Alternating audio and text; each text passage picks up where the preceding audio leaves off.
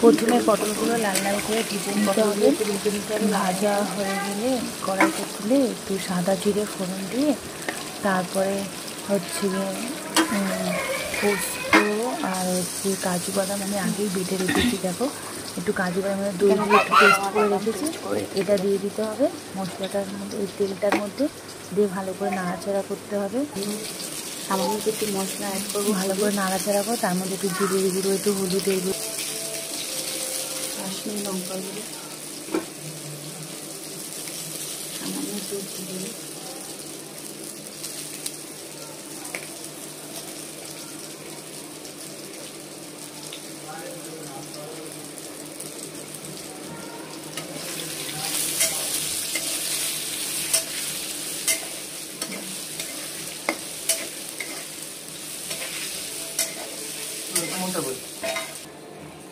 তো আমি এখানে বাটা মশলাটা দিয়ে দিয়েছি।